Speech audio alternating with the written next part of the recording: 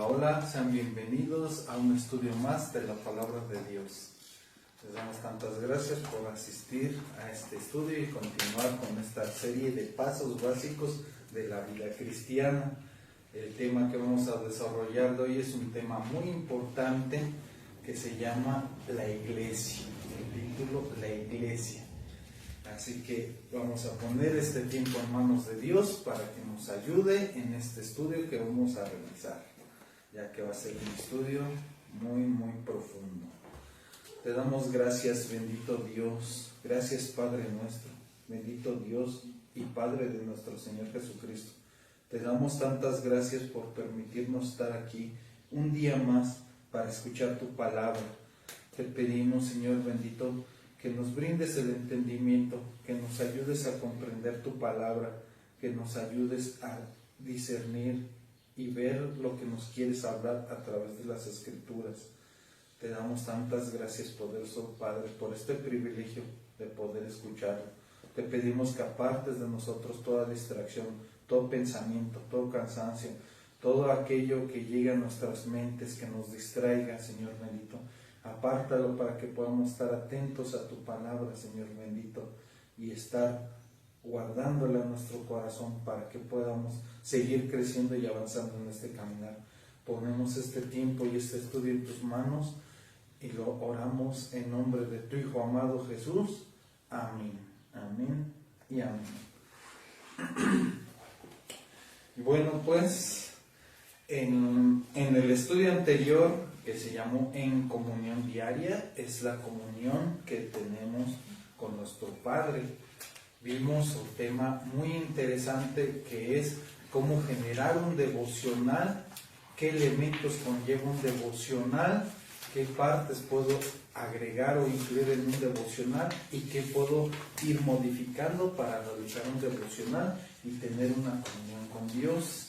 Ese estudio fue bastante interesante, ya que los estudios anteriores vimos Dios me habla a través de las Escrituras, luego hablando con Dios, nosotros hacia Dios, y posteriormente la comunión, ambas partes, tanto Dios que nos habla como nosotros respondiéndole a Dios, hablándole a Dios, buscando a Dios, y realmente esa es una comunión efectiva que vimos la vez anterior. Ahora se había quedado de tareitas varios aspectos, el cual era leer los primeros capítulos de la primera carta a Juan, del 1 al 5, pero que lo hayan leído de tal forma que a este día de hoy ya se debió de haber acabado la primera carta de Juan, todo, porque son 5 capítulos. Teníamos que ver también, leer un capítulo de Salmos, los Salmos que están tan interesantes, tan buenos, los Proverbios, gran sabiduría, ver varias recomendaciones, varias instrucciones. Salmos y Proverbios es una guía, es un manual para poderlo aplicar en muchos casos a nuestra vida, a la vida cotidiana, a la vida diaria, para saber qué hacer. También habíamos completado los nombres de todos los libros. A esta altura ya son los 66 libros memorizados, de tal forma que más o menos debemos de tener la parte de la ubicación de cada libro. Ese me acuerdo que está en el Antiguo Testamento, ese me acuerdo que está en el Nuevo Testamento. Abro mi Biblia y veo un libro, y si hace la referencia a otro libro, me tengo que ir hacia atrás o me tengo que ir hacia adelante. Es para ubicar los libros, para estar más al pendiente de dónde encontrarlo y con más facilidad empezar a usar esta palabra de Dios, que lo menciona también como la espada.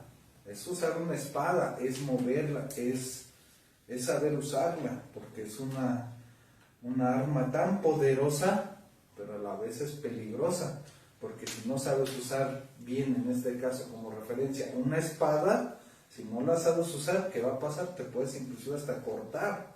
¿Por qué? Porque es saber cómo usarla. ¿Y cómo se empieza a usarla? practicando, ir avanzando para poder usarla correctamente. También se quedó de tarea aprenderse un versículo. Espero que eso se lo hayan aprendido, que era el de Josué 1:8. ¿Y qué nos decía Josué 1:8? A ver si se lo acuerdan. Nunca se apartará de mi boca este libro de la ley, sino que de día y de noche meditarás en él, para que guardes y hagas conforme lo que en él está escrito, porque entonces harás prosperar tu camino y todo te saldrá bien. Eso es lo que nos dice Josué 1:8. Nunca se apartará de tu boca este libro de la ley, sino que de día y de noche meditarás en él, para que guardes y hagas conforme a todo lo que en él está escrito, porque entonces harás prosperar tu camino y todo te saldrá bien.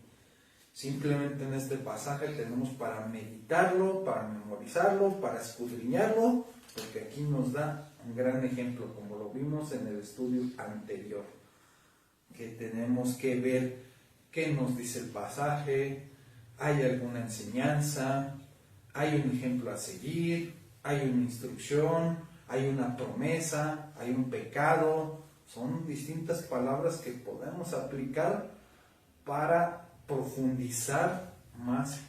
Simplemente en este verso que acabamos de leer viene una instrucción maravillosa y vienen promesas maravillosas.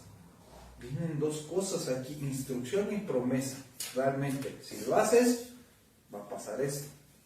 Lo mismo que es en lo secular, toda acción corresponde a una reacción. Y si lo haces, que es lo más probable, que va a prosperar tu camino y todo saldrá bien. ¿Por qué? Porque vas a meditar en este libro, vas a guardar y dice, y vas a hacer conforme lo que en él está escrito, no lo que tú quieres hacer, sino lo que dice la palabra de Dios. Y como resultado, a la hora de tener la guía de Dios, pues vas a hacer prosperar tu camino, porque Él te va a llevar por buen camino, porque los pensamientos de Dios son más grandes que nuestros pensamientos y sus caminos más altos y mejores que cualquier cosa que nosotros podamos pensar. A la verdad podemos decir, hubiéramos hecho esto, hubiéramos hecho aquella acción, es mejor así o eso. Prácticamente, como se diría, a veces hasta pensamos que nosotros le podemos dar un consejo a Dios de que era mejor que pasara esto. No, y si mejor hubiéramos hecho esto, es como quererle dar un consejo a Dios, pero lo hacemos en nuestra naturaleza, en nuestra carne humana y con nuestros pensamientos limitados.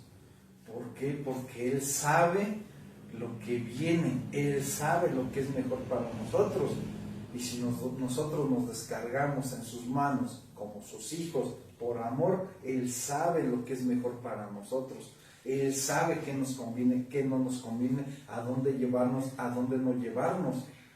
Inclusive aparentemente puede ser que nos lleve a un lugar donde no estemos cómodos, donde no nos guste, no nos agrade, pero nos lleva a ese lugar para sacarnos adelante, para enseñarnos, para instruirnos, para corregirnos.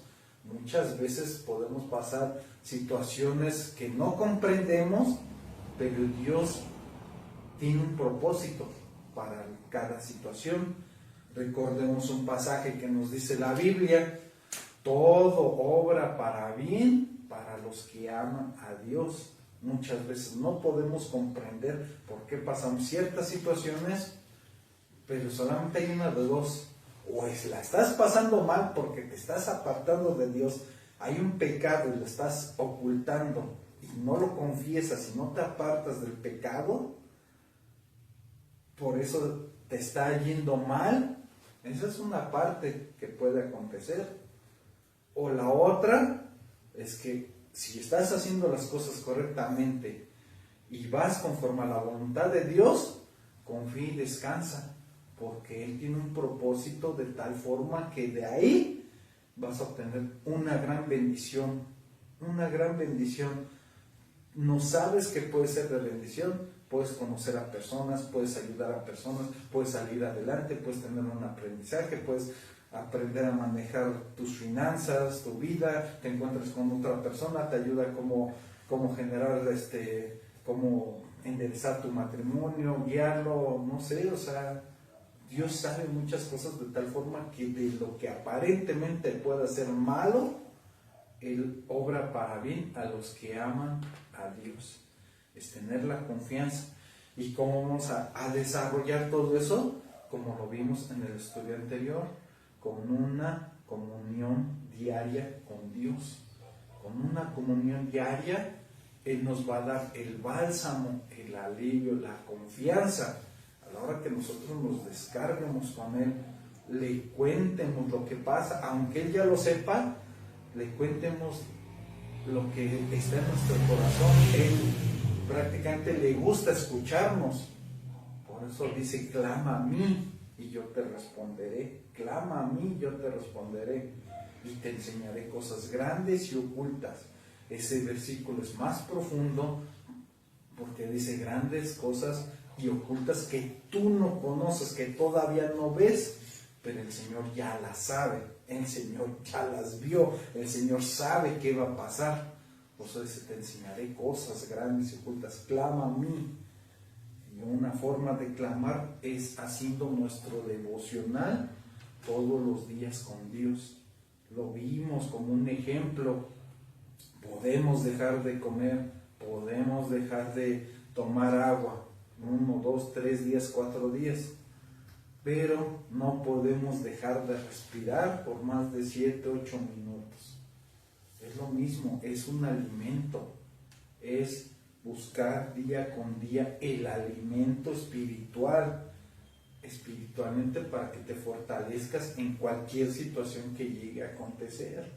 Porque día con día vivimos ciertas situaciones, día con día pasan ciertas situaciones. Todos los días es día. Hay una promesa maravillosa en estas escrituras que dice, nuevas son sus misericordias cada mañana. Nuevas son sus misericordias. Él tiene tanto amor que renueva sus misericordias hacia nosotros todos los días, cada mañana. Así que si tienes algo de pecado, tienes algo que no estás haciendo bien, tienes algo que estás corrigiendo, tienes algo, échale ganas, esfuérzate y sé valiente, esfuérzate. Nuevas son sus misericordias cada mañana. Esfuérzate, búscalo, arrepiéntete, búscalo, ponte a cuentas con Dios para que puedas estar con Él tranquilamente, acercándonos confiadamente al trono de ¿qué? Al trono de la gracia, de su gracia por amor. Realmente nosotros somos humanos, pecamos y hacemos cosas que no son correctas, pero al final de cuentas es nuestra debilidad y tenemos que esforzarnos y avanzar, no que seamos unas personas perfectas de que ya estamos estudiando, estamos viendo la Biblia y todo eso, y ya soy perfecto, no debo de pecar ni tantito, algo así. Es probable, vas a caer y vas a pecar, pero la forma de pecar no es voluntariamente, la forma de pecar es, como se diría, casi sin querer, por así decirlo, o de que te cerraste, tuvo una distracción y caíste, o no tenías en mente, o te desconectaste con Dios, no leíste la palabra 2, 3 días, te desconectaste y al final de cuentas caes en pecado todos los días. Pero es ponerse a cuentas con Dios, buscar luego a Dios y acercarse y arrepentirse genuinamente. ¿Para qué? Para que Él, con su maravillosa gracia, con el perdón de pecados, nos limpie de toda maldad y avancemos en esta carrera cristiana, en este caminar, ya que a la verdad también sabemos, está el enemigo como león rugiente esperando a quien devorar. ¿Y por qué espera a quien devorar? En el momento que pasa, dice, como león rugiente esperando a quien devorar. Han visto a lo mejor en las películas, en alguna escena, cómo están los leones, están tranquilos, esperando, ¿a qué? A que la presa se distraiga, a que la presa se confíe. Y entonces ataca el león, ¿y qué pasa? Atrapa a la presa y la devora.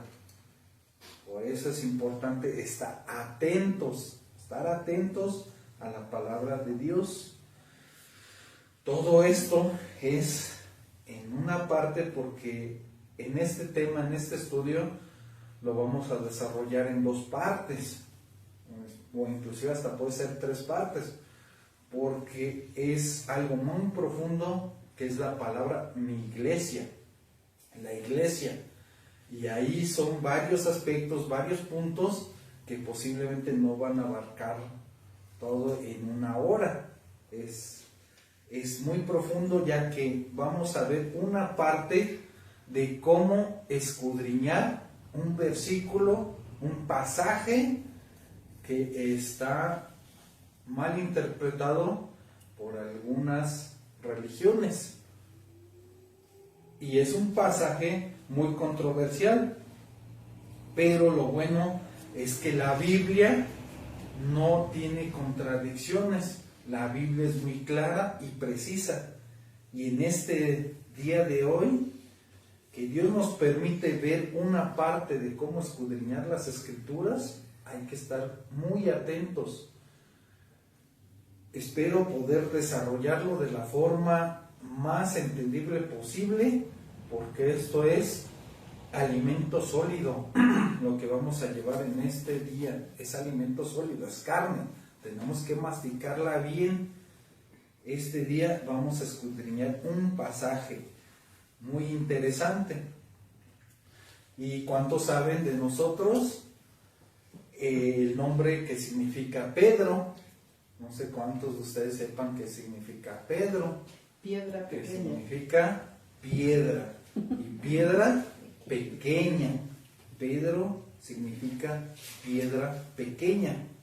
Es el nombre que nuestro Señor Jesucristo le puso a Simón, hijo de Jonás, llamado Pedro. Les cambia los nombres porque ya cambian su manera de vivir, cambian su forma de actuar, de hacer, y nuestro Señor Jesucristo les cambia los nombres a las personas. En el pasado se les ponía los nombres a los hijos, no nada más porque sí, sino trataban de ver los papás una forma de tal parte de que el nombre iba relacionado mucho con el perfil y con el ser de la persona. Se le ponían nombres por, ahora sí que pensando bien, no como ahorita de que se me ocurre tal, se escucha bonito, se escucha bien, o sea, ahorita los nombres se ponen al tanteo, al azar de lo que le gusta al papá. Y pobre niño, después de que le ponen ciertos nombres y no les gusta, y lamentablemente luego les hacen bullying en la escuela por muchos nombres que les ponen sus papás, por la emoción de que el papá, esto me gusta, así le voy a poner a mi hijo. Cuando tenga a mi hijo le voy a poner así. Mejor que ellos mismos se cambien los nombres. Si tanto le gusta ese nombre, pues que se cambien el nombre los propios papás. Muchas veces pasan a molar al hijo o la hija por ponerle otros nombres que posiblemente ni siquiera tienen un sentido, una razón, nada más porque les gusta poner ese tipo de nombres. El pasaje que vamos a ver está en Mateo capítulo 16. Si me acompañan a verlo, vamos a leer el pasaje de Mateo capítulo 16 del verso 13 al 18. Vamos a ver un contexto muy importante que vamos a escudriñar. Ahorita lo vamos a leer todo de corrido y vamos a escudriñar esto. Vamos a ver Mateo capítulo 16, verso 13. Dice: viniendo Jesús a la región de Cesarea de Filipo, preguntó a sus discípulos diciendo: ¿quién dicen los hombres que es el Hijo del Hombre? Ellos dijeron, unos Juan el Bautista, otros Elías y otros Jeremías o alguno de los profetas. Él les respondió: ¿y vosotros quién decís que soy yo? Respondiendo Simón Pedro, dijo: tú eres el Cristo, el Hijo del Dios viviente. Entonces le respondió Jesús: bienaventurado eres, Simón, hijo de Jonás, porque no te lo reveló carne ni sangre, sino mi Padre que está en los cielos.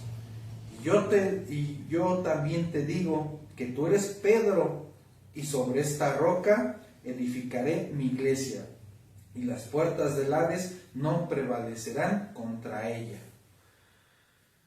Vemos este contexto, esta parte que nuestro Señor Jesucristo le está preguntando a ellos en la primera parte. ¿Qué les dice a final de cuentas? ¿Quién dicen los hombres que es el Hijo del Hombre? Se estaba refiriendo a él mismo. Le está preguntando a sus discípulos: díganme, ¿quién dicen que es el Hijo del Hombre? Todos en ese momento ya sabían que Jesús era el Hijo del Hombre. Muchos ya tenían el entendimiento que Él era el Mesías. Otros no les convenía creer que era el Mesías. A final de cuentas, nuestro Señor les preguntó a ellos: ¿quién dicen los hombres que es el Hijo del Hombre?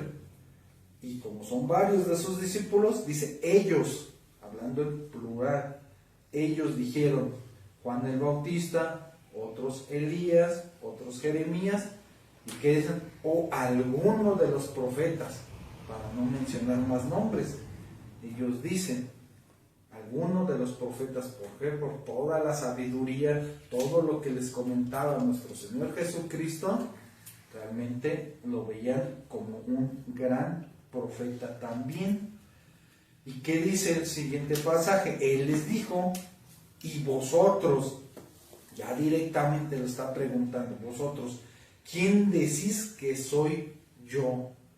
Ya les dice, ¿quién decís que soy yo? Ahí es muy importante porque estamos viendo el contexto de lo que está hablando Jesús con sus discípulos.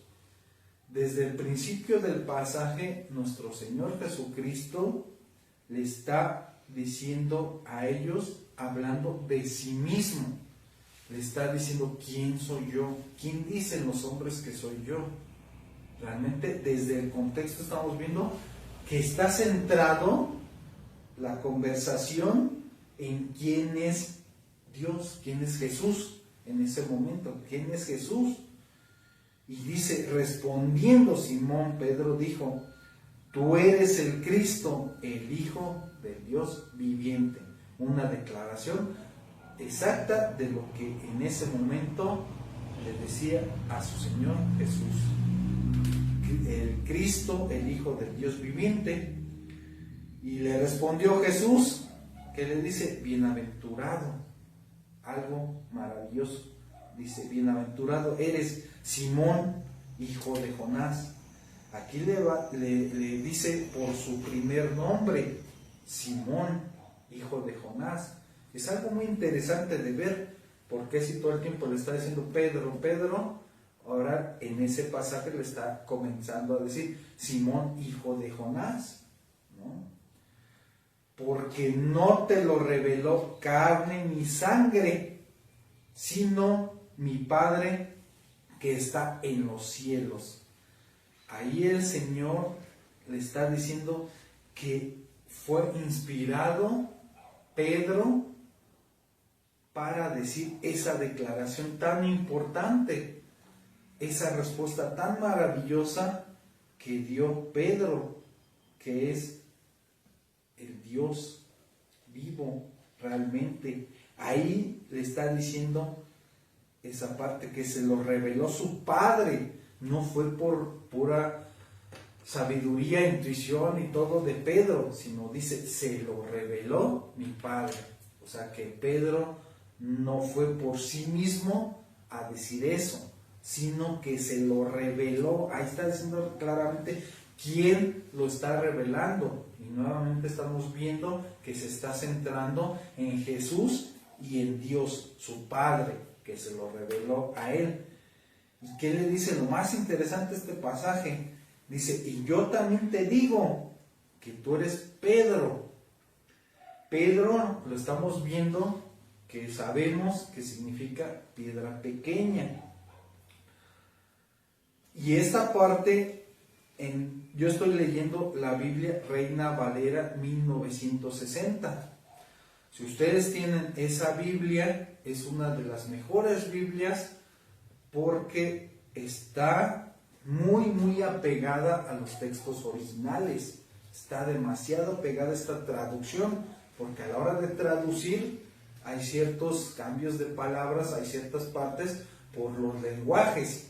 En este caso, aquí donde dice Pedro, si ustedes ven en sus Biblias, abajito, bueno, adelante de Pedro tiene un número chiquito, el número 5.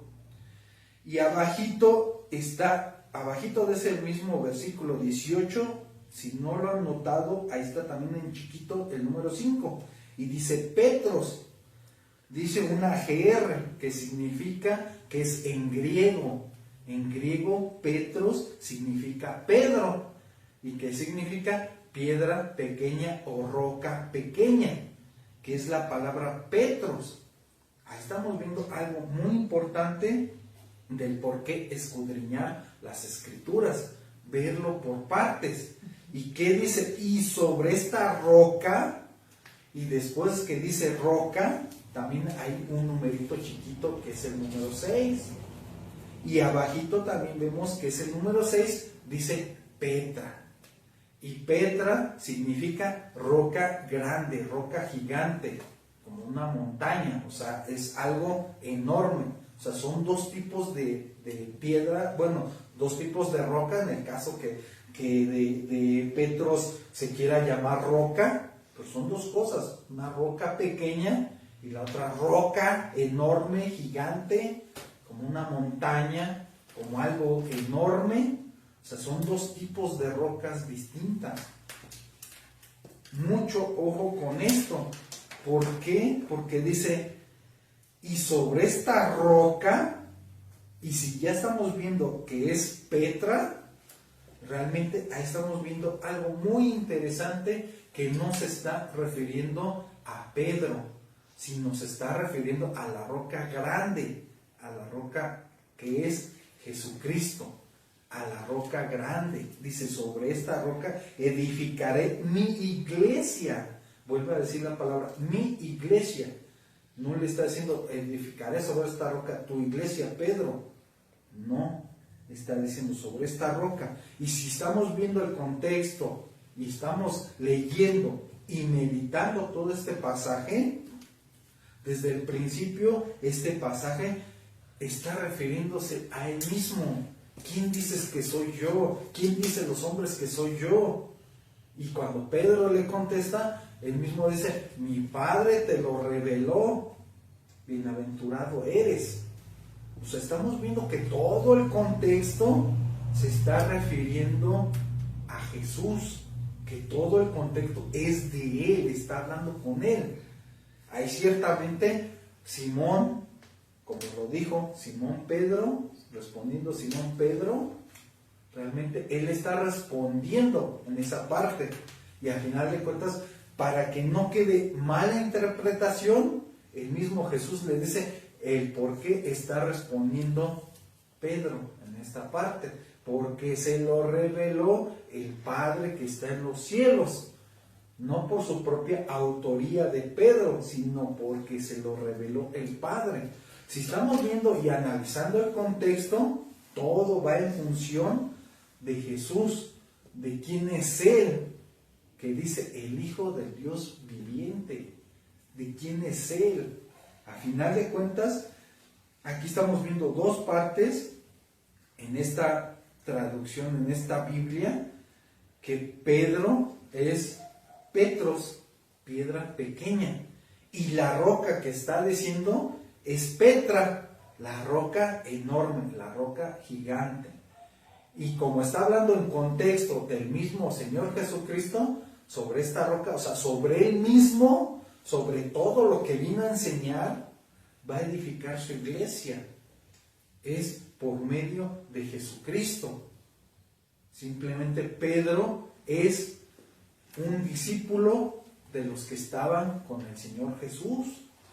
A final de cuentas es un pasaje que es muy controversial, porque lamentablemente todos sabemos que la Iglesia Católica está usando eso como para mencionar de que Pedro es el primer papa, para mencionar de que Jesús le dio la autoridad a todo para Pedro, para que él fuera el mediador, para que él fuera el vicario entre Dios y nosotros aquí en la tierra, que sea el representante de Jesús aquí en la tierra.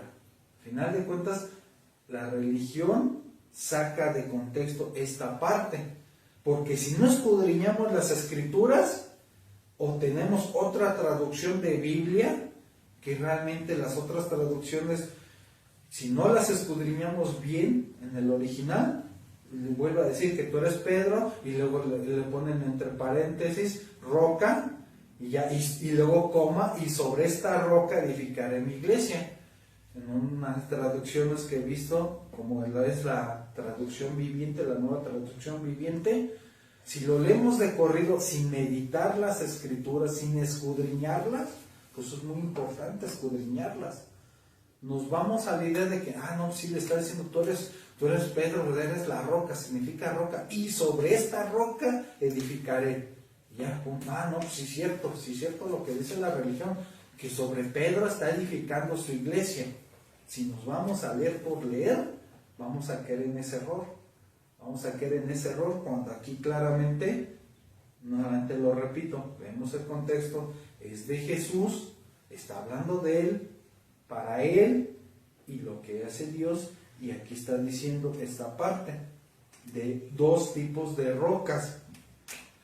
Y las Escrituras nos las deja nuestro Dios amoroso de tal forma que esta parte es para escudriñar, esta parte es para conocer más a Dios, porque no es casualidad, no es coincidencia que en este pasaje esté hablando de las dos rocas, no es coincidencia, pero para los que se pierden, para los que no escudriñan y no buscan de corazón a Dios, se confunden y creen que es la misma roca, que se está refiriendo a lo mismo.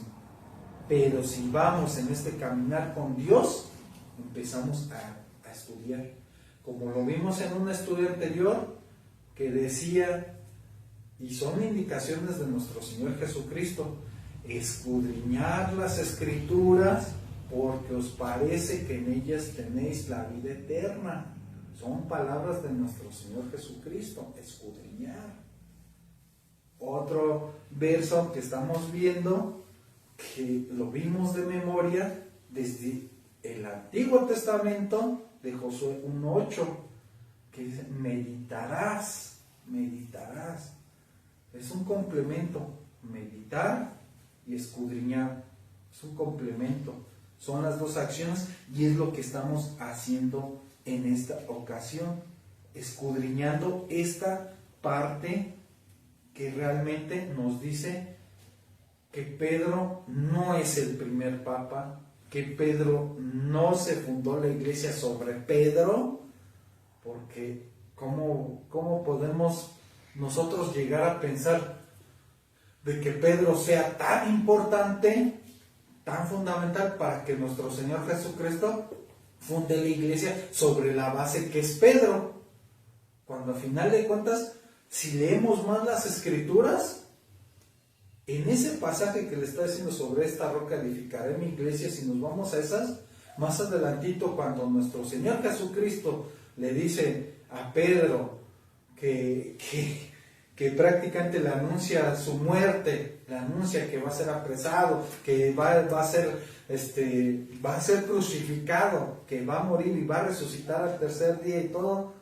Eso fue un previo antes, porque ojo, ese es un previo cuando le dice Pedro, no Señor, que no te acontezca eso, que no, o sea, espérate, ¿cómo vas a ir para que te mueras o algo así?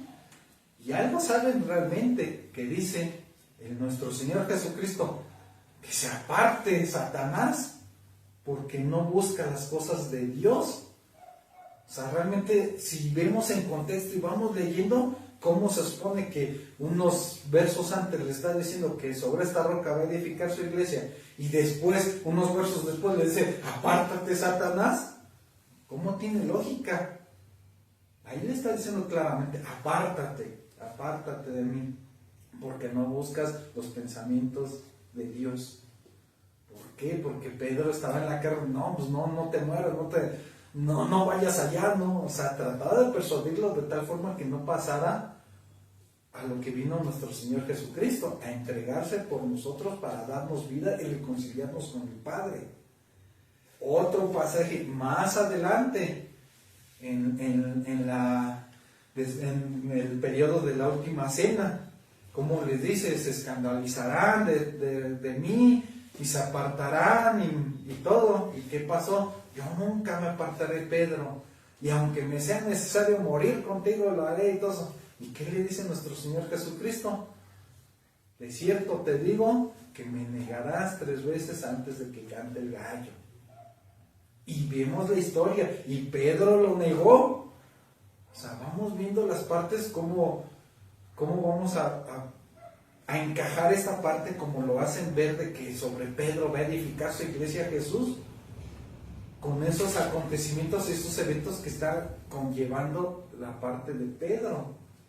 O sea, a final de cuentas vemos lo que pasa, la historia. Más adelantito, ya leímos el libro de Hechos, ya leímos lo que pasó, lo que hizo Pedro en el libro de Hechos. Ya vimos que Pedro no estaba actuando como mayor o superior a los demás apóstoles. Ya vimos que Pedro seguía haciendo la obra, que Pedro avanzó cuando fue lleno del Espíritu Santo y empezó a hacer la obra de nuestro Señor Jesucristo. Pero si vemos bien a detalle y leímos el libro de Hechos, estamos viendo que jamás él dijo, yo soy el superior, yo soy el mayor de ustedes, sobre mi iglesia, sobre mí, sobre yo, Pedro, ustedes tienen que hacer las cosas, algo así. Vemos que él actuó y él fue y vio y compartió y lo llamaron y predicó y esto, el otro, y al final de cuentas él con humildad siguió haciendo las cosas. Él no se creyó superior a los demás, como actualmente lo que pasa, que los papas, el papa es la autoridad superior y todos los demás tienen que hacer lo que dice el papa. Y sin en cambio vemos la historia que no fue así. Realmente no fue así, y vemos la historia que se generó otro personaje llamado Pablo. Vemos la historia de que Pablo tuvo un encuentro con el Señor Jesucristo, y vemos cómo se juntan entre ellos, empiezan a hacer la obra del Señor Jesucristo y no empiezan a decir yo soy superior, yo soy más, yo soy esto. Están concentrados en hacer la obra. Jamás están las escrituras que es mayor. Inclusive hasta las mismas escrituras nos enseñan que quién es el mayor en el reino de los cielos. El que quiera ser mayor en el reino de los cielos, que sea vuestro servidor. O sea, realmente las escrituras prácticamente nos dicen lo contrario al sistema religioso. En resumen, en esta parte que estamos viendo, una parte de cómo escudriñar las escrituras, estamos viendo que no es como la religión nos lo ha hecho creer desde la antigüedad. Un dato importante, según la historia, según los registros, hasta el siglo II, ¿qué significa el siglo II? a partir del año 101 después de Cristo hasta el año 200. Ese es el periodo que comprende el siglo II. Hasta el siglo II hay registros del primer papa llamado Lino. Y si vemos la historia de cómo está pasando aquí del antes y después de Cristo de Pedro, para que Pedro hubiera colocado a este Lino como sucesor, como el siguiente papa después de Pedro, como lo hace creer la religión, en este caso Pedro tuvo que haber vivido 100 años por lo menos, y eso al año 101 luego que se haya ordenado al papa Lino. Si lo ven, las matemáticas tampoco concuerdan, porque nosotros sabemos que a Pedro lo mataron por compartir del evangelio. Ahora, si hubiera sido cierto que Pedro hubiera nombrado a un sucesor, ahí mismo en estas cartas, en esta Biblia, lo hubiera comentado simplemente: y dejo a mi sucesor para que él se encargue de la iglesia, porque es la iglesia fundada sobre mí. Pero en las escrituras no encontramos tal cosa. En las escrituras no encontramos que Pedro haya nombrado cierta situación. Sabemos que el último que murió fue Juan, el que se recostó al lado de Jesús, el que escribió el libro del Apocalipsis. Y a final de cuentas, Juan, a la hora de estar viviendo más tiempo, él hubiera sido testigo de que Pedro nombraba al supuesto siguiente papa, al supuesto siguiente sucesor.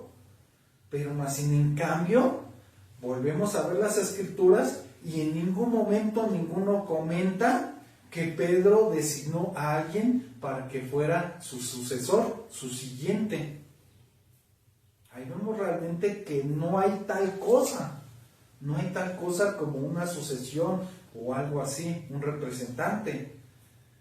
Vemos muchos pasajes de tal forma que ahorita realmente la Iglesia Católica, ¿qué es lo que dice? Y lo puedes encontrar en cualquier lado. Lo que dice es que el Papa es el representante entre Dios y los hombres, que el Papa es el vicario y es el mediador para nosotros con Dios. Es lo que dice, y realmente contradice totalmente a lo que dicen las Escrituras, porque nosotros debemos de saber que las Escrituras dicen: porque hay un solo Dios y hay un solo mediador entre Dios y los hombres. Y para que no quede duda, dice Jesucristo hombre. Ahí realmente está diciendo: hay un solo mediador, no hay más. Entonces, ¿qué quiere decir? Que realmente están yendo en contra de las Escrituras, están malinterpretando las Escrituras porque no las escudriñan. Y si ven y se dan cuenta, se hacen de la vista gorda porque no les conviene, porque Roma adoptó el cristianismo. Si vemos la historia, Roma persiguió a los cristianos, a los primeros cristianos, los mataba para que negaran el nombre de Jesús. ¿Y qué pasaba en la historia? Simplemente Roma vio que no pudo, prácticamente la frase coloquial que dice: si no puedes con el enemigo, únetele. ¿Y qué pasó? Roma lo persiguió, no pudo con el cristianismo, lo adopta como su religión, de ser un poder político para controlar, porque Roma controlaba toda esa parte mediante la política. ¿Qué pasó? Se convirtió aparentemente al cristianismo para tener el control. Y empezó a sacar de contexto los pasajes de las Escrituras, como este caso que estamos viendo de Pedro, para decir que Pedro es el primer papa, cuando ni siquiera el mismo Señor Jesucristo les dijo: van a ser sucesores y van a ser mis representantes y van a hacer esto, aquello. No. Y al final de cuentas vemos en la Biblia que hay bastantes ejemplos que solamente es Jesucristo, y que Él está vivo, Él no está muerto. Él está vivo y está con nosotros, está al pendiente de nosotros. Hay tantas cosas en las Escrituras, hay tanto que ver, por eso dice meditar de día y de noche, porque es tanta la información para que encuentres la verdad. Y la verdad te hará libre. En este caso estamos viendo que esta verdad nos está haciendo libres de tal forma que vemos claramente, si nos vamos a las raíces de cómo se escribió, está hablando de dos tipos de roca. Y como lo he dicho, las Escrituras siempre se interpretan a sí mismas y hay pasajes que refuerzan lo dicho. Y así es como debemos de meditar las Escrituras y buscar otros pasajes. Acompáñenme a Primera de Corintios, primera carta a los Corintios, capítulo 10, verso 4, para que no quede ninguna duda de lo que estamos viendo. Primera de Corintios, capítulo 10, verso 4. Vamos a ver qué nos dice. Y todos bebieron la misma bebida espiritual, porque bebían de la roca espiritual. Nuevamente vuelve a decir la roca, vuelve a decir Petra, espiritual, que los seguía. Y la roca, Petra nuevamente, era ¿quién? Cristo. Ahí está diciendo un pasaje tan claro que ¿quién es la roca? Era Cristo. Y con este pasaje no hay duda de lo que el Señor Jesucristo le dijo a Pedro: sobre esta roca edificaré mi iglesia. Está diciendo mi iglesia, no tu iglesia. Está diciendo de sí mismo, mi iglesia, su posición suya, mi iglesia. Y aquí está diciendo, y la roca era Cristo, la roca grande, no la roca pequeña, que era Pedro. Ahí estamos viendo dos partes muy importantes. Esta es una de las formas, como ejemplo, de cómo poder escudriñar las Escrituras. Porque así hay varios pasajes de tal forma que se sacan del contexto para aplicarlos de diferente forma y no son así, y no es correcto. Por eso el Señor Jesucristo dijo: edificaré mi iglesia, y Cristo habló en futuro: edificaré mi iglesia, y habló de la iglesia como algo suyo, no algo de Pedro, algo suyo, mi iglesia. Y esta iglesia que Cristo iba a edificar, ahorita actualmente ya existe y sigue creciendo. Y la iglesia es la manifestación visible de Cristo ante el mundo hoy. La iglesia que conforma la parte del cuerpo de Cristo. La iglesia es el organismo sobrenatural del que el Cristo es la cabeza y está formada por todas las personas que han nacido de nuevo desde Pentecostés hasta el arrebatamiento de la iglesia. Ojo, mucho ojo, esto se refiere a los creyentes genuinos, no a los que dicen ser cristianos y solamente son religiosos. Está hablando de los creyentes genuinos, de los que, dice la Escritura, a los que creen en su nombre, a los que le recibieron en espíritu, en verdad, en corazón, les da potestad de ser hechos hijos de Dios. Aquí está hablando que la iglesia es un cuerpo, lo hace la referencia como un cuerpo humano, el cuerpo de Cristo, que se conforma de varios miembros, ¿Y quién es la cabeza? La que manda, la que mueve el todo. La cabeza, la autoridad es Cristo, Jesús, la autoridad. Y si estamos hablando de iglesia, autoridad, y nuevamente estamos viendo que dice la cabeza es Cristo, realmente volvemos al punto anterior de quién es la iglesia, de quién se va a edificar, de Cristo, no de Pedro, sino de Cristo. Acompáñenme para comprobar esto, igual ahí mismo en Corintios, en Primera de Corintios capítulo 12, vamos a ir ahora al verso 27. Primera de Corintios 12, 27. Primera de Corintios 12, 27. Que dice, vosotros, ¿a quiénes está hablando? A todos sus hermanos que están ahí, a todos los que creen en Dios. Vosotros, pues, sois el cuerpo de Cristo y miembros cada uno en particular. Ahí está diciendo claramente que son los miembros del cuerpo de Cristo, que eso es, como se podría decir para que sea entendible, es el sinónimo de iglesia. Iglesia no son las cuatro paredes, no es el edificio, no es el lugar, no es la ubicación. La iglesia son todos los miembros, todos los cristianos que forman parte del cuerpo de Cristo, y a eso se le llama la iglesia. La iglesia somos todos, y aquí está hablando de miembros del cuerpo. Cada uno de nosotros tenemos ciertas partes, ciertos talentos, ciertas acciones, ciertas actitudes, ciertas cosas que hacemos. Cada uno de nosotros es diferente. Cada uno de nosotros tiene su particularidad.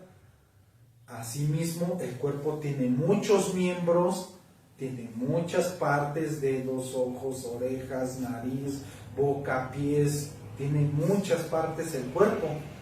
Y todas las partes sirven para algo, todo sirve para algo. Así que realmente si tú tienes una parte que pueda decir, yo no sirvo para esto, no sirvo para hacer aquello, yo no fui diseñado para esto, me da pena, no quiero, no hago, no participo, pero tienes un talento. A todos se nos ha dado talentos, de tal forma que cada uno es importante. Cada miembro del cuerpo de Cristo es importante. Es importante porque todos los miembros se ocupan unos a otros. Cada quien tiene sí su función específica, pero normalmente muchas de las partes no puedes accionar si no tienes el apoyo de los otros miembros del cuerpo. Y es para todo, o sea, realmente es para todo. Así que la iglesia está compuesta por todos los creyentes en Cristo, que han sido regenerados por el Espíritu de Dios. Vamos unos pasajes más atrasito, en el 13, ahí mismo del Corintios 12, vamos a regresarnos un poquito al 13 para ver esta parte. Porque por un solo Espíritu fuimos todos bautizados en un cuerpo. ¿Y qué dice? Sean judíos o griegos, sean esclavos o libres, y a todos se nos dio a beber de un mismo espíritu. Ahí está diciendo que son distintas partes, distintas personas, y no importa el estatus de las personas, no importa el estatus de las personas, quiénes son, porque si son y creyeron y están en el Espíritu con Dios, forman parte del cuerpo de Cristo, forman parte de la iglesia. Ahora, nosotros vemos que lo forman muchas personas la iglesia, y no tanto es el edificio. Y al final de cuentas, los líderes, los pastores, los que están compartiendo el mensaje también son humanos como nosotros, son personas iguales que nosotros. Unos a la verdad tienen más conocimiento, otros tienen menos conocimiento, pero al final de cuentas todos formamos el cuerpo de Cristo. Y todos los miembros, por más pequeño que sean, son importantes para el cuerpo de Cristo. De tal manera que aquí está diciendo claramente, sean esclavos o libres, sean de una posición alta o baja. Y lo podemos cerrar y amarrar con la parte y la pregunta principal del verso más conocido de Juan 3:16, porque de tal manera amó Dios al mundo, a todos, que envió a su Hijo para rescatarnos a todos. ¿Y qué dice más adelantito? A los que creen en Él. Los que no creen en Él ya han sido condenados porque deciden no creer en Él, pero los que creen en Él ya han sido salvados por medio de la obra maravillosa de Jesús. Así que a final de cuentas, no te sientas menos, porque a final de cuentas, Cristo vino a morir por ti, vino a salvarte a ti. Cristo vino a dar su vida por ti. No es que seas menos importante, sino vino por todos y a todos los que le reciben. Estamos tocando el tema de la iglesia. Yo puedo decirles algo muy importante. Aquí las escrituras, ¿qué nos dice? Medita, guarda, escudriña, esfuérzate, sé valiente, busca, levántate, busca a Dios. Dice muchas de las partes. Y no dice que realmente veas que si la iglesia es perfecta o no. Porque a la verdad, si buscas una iglesia perfecta, aunque vayas a todo el mundo, no la vas a encontrar. No existe iglesia perfecta. No existe. Estamos en este mundo contaminado por el pecado. Estamos en este mundo de tal forma que todos somos seres humanos. Y hasta nos dice los versículos, orar sin cesar, orar para que no entres en tentación. Que dice, la carne es débil. Todos tenemos errores. Y todas las iglesias llegan a tener sus tipos de errores. Y lo que debe de ser, que dice, escudriñar, escuchar, oír. Si vas a una iglesia, que espero que sea de sana doctrina, ve y escucha el mensaje. Ve por el mensaje. Ve por lo que Dios te quiere decir y compruébalo con las escrituras. No busques a las personas, no busques a los líderes de que quieras ver como tal a ellos, como que son como si fueran dioses. No, busca el mensaje, busca a Dios, porque normalmente muchas personas pueden llegar a cometer errores. Y si a final de cuentas vas a escuchar el mensaje, a lo mejor es un mensaje y ves y es bueno, es sana doctrina, pero detectas errores humanos y te empiezas a apartar, es que hicieron esto, es que cambiaron esto, es que pasó esto, y es que aquello, y es que me miraron feo, es que me sacaron la lengua, es que esto, lo otro, puros pretextos y excusas para tener una justificación de apartarte. ¿Por qué? Porque vas a buscar a los hombres, vas a buscar al hombre, que es lo que dice, pero debes de buscar la escritura, debes de buscar lo que dice el mensaje, empezar a poner atención al mensaje y comprobarlo en la escritura, porque a la verdad es un instrumento. Los líderes, los pastores son instrumentos, de tal forma que comparten el mensaje y la palabra de Dios. Y eso es a lo que hay que estar atentos, buscar el mensaje, escuchar el mensaje y comprobarlo con las Escrituras, porque de ahí cuando empieces a comprobarlo con las Escrituras, por ejemplo, estamos hablando de la iglesia, de la religión católica. Si ya estás viendo que te están diciendo que Pedro es el primer papa y que el papa actualmente, León, es el vicario y es el representante y esto, lo otro, y vas sinceramente a tu religión, pero estás escudriñando las Escrituras, escuchaste el mensaje y estás viendo que aquí se refiere a dos cosas, tienes que apartarte de esa mala doctrina, porque es una mala enseñanza, y buscar otra sana doctrina. Es la única parte que es recomendable que te apartes y salgas de esas iglesias, porque te están desviando a lo que dice la verdad de las Escrituras. Te están desviando de tal forma que te están metiendo que tú veas como que el Papa es el Cristo, por así decirlo, que el Papa es el representante. ¿Y qué pasa? Le empiezan a adorar al Papa. Y tú lo has visto cuando pasa, cuando va, le quieren besar la mano, todos hincan ante él, todos hacen reverencias, todos lo ven como una inminencia, cuando al final de cuentas, ¿qué nos dice la Escritura? No te hincarás ante nadie, porque solamente Dios es el único, solamente ante Jehová, tu Dios, te inclinarás ante él, y solamente a Dios adorarás, no a las personas, no a nadie más. Y ese ejemplo puede ser, ahí hay una mala doctrina, ahí no es sana doctrina, es mala doctrina, de tal forma que debes de salir de ahí para ir a buscar otra iglesia donde brinden una sana doctrina. Igual vas viendo, vas y escuchas el mensaje, vas y aprendes del mensaje, aunque veas errores, pero si los errores no te desvían de lo que es la Escritura, no te desvían de esto, son errores de personas humanas, son errores humanos, porque todos tenemos errores.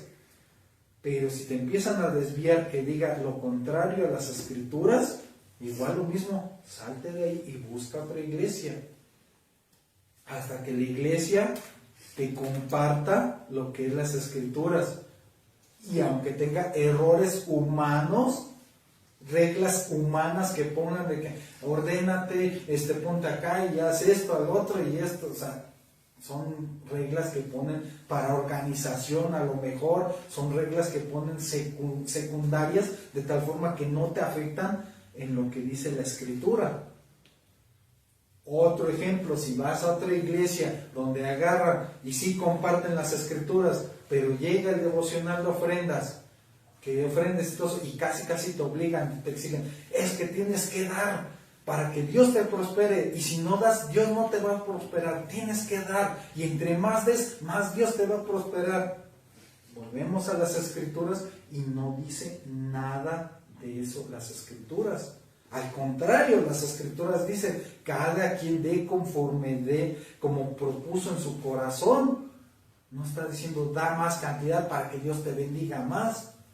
No lo está diciendo tal cual explícitamente ahí. Hay que ver todo el contexto, todo el pasaje, inclusive hasta todo el capítulo. Y así como lo vimos de la Petra y Petros, es lo mismo, es escudriñar las palabras, ver las palabras claves, saber su significado, qué significa, y cuando algo parezca así como que, ay, esto es contradictorio, hay que ver los originales, las raíces, a qué se está refiriendo realmente.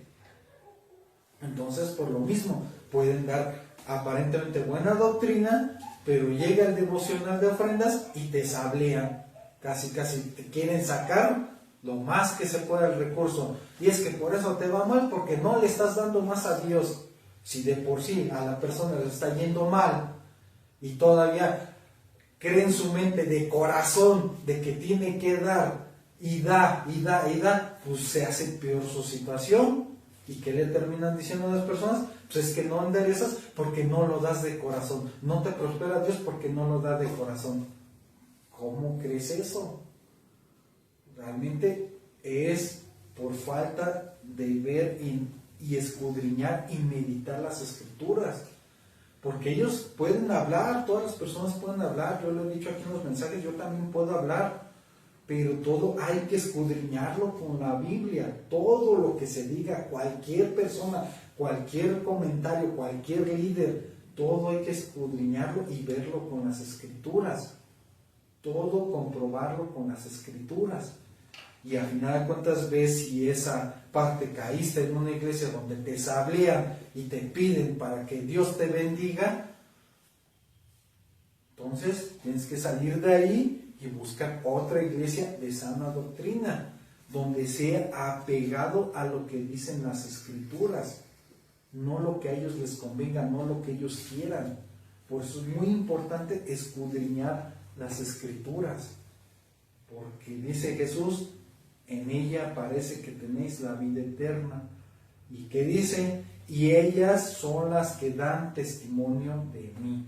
El testimonio, lo que hace nuestro Señor Jesucristo para con nosotros. Este estudio fue muy profundo para meditar en todo esto. Hay muchos consejos, hay muchas partes de lo que hay que ver.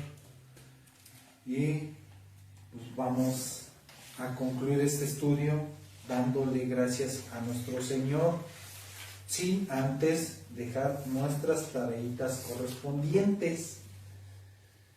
¿Qué tenemos que hacer como tarea en esta ocasión para esta semana? Algo muy importante.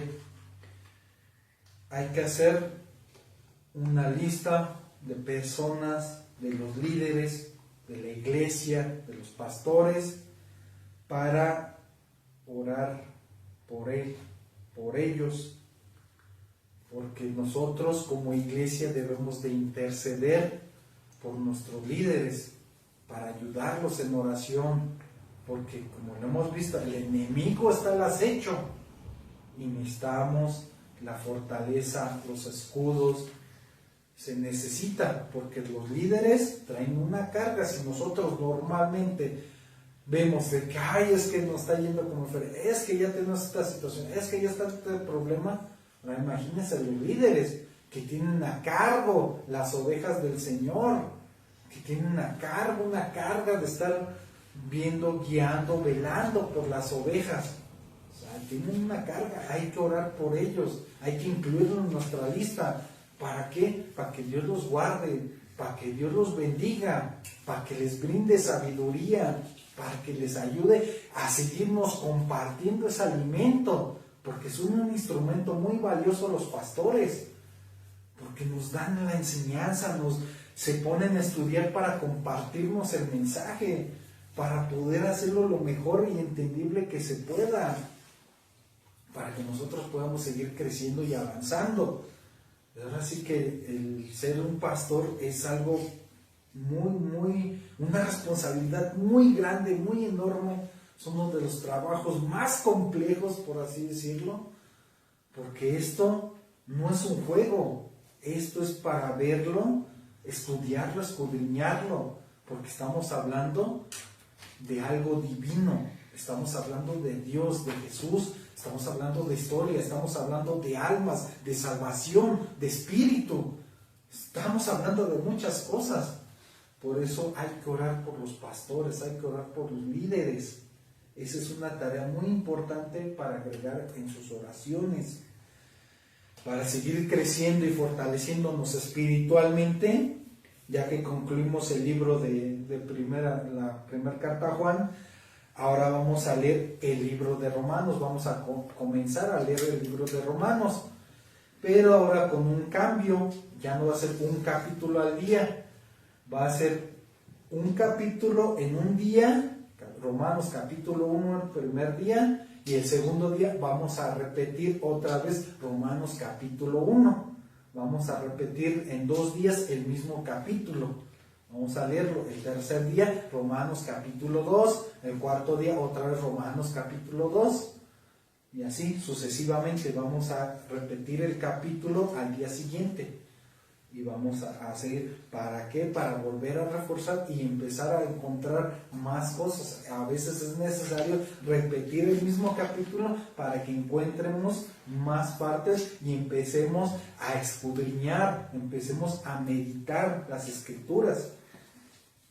Y el versículo a memorizar en esta ocasión va a ser el de Hebreos capítulo 10, verso 24 al 25.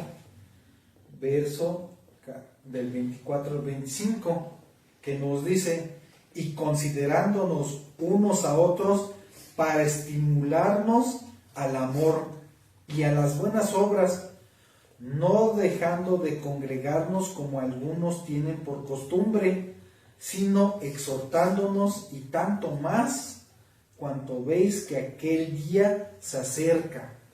Y ese pasaje lo vamos a meditar en el próximo estudio. En esta ocasión no nos dio tiempo para llegar a eso, porque esta parte de lo que es la iglesia es una parte muy delicada, de tal forma que hay que hacer un estudio más profundo para evitar caer en errores. Porque en este caminar, ¿qué nos dice? Hay que ir por el camino angosto, porque el camino es ancho y fácil que se pierdan, pero cuando vamos por el camino angosto, hay que estar con más cuidado, hay que ir viendo dónde pisamos. Así que vamos a darle gracias a Dios por este estudio y ser despedidos. Amado Dios, bendito Padre, Dios y Padre de nuestro Señor Jesucristo, te damos tantas gracias por este estudio que llevamos a cabo, un estudio más profundo del cual nos estamos dando cuenta de más cosas.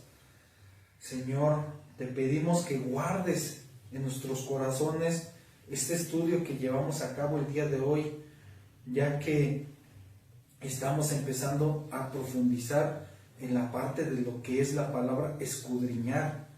Hemos escudriñado muy poquito el día de hoy, pero ayúdanos a que lo tengamos en nuestra mente, en nuestro corazón, y empecemos a ver la forma práctica de poder empezar a ver más las Escrituras, para empezar a ver la maravillosa parte que hay aquí, el tesoro tan grande que hay aquí, porque a la verdad los tesoros no se encuentran por encima, los tesoros se encuentran enterrados, se encuentran bajo tierra.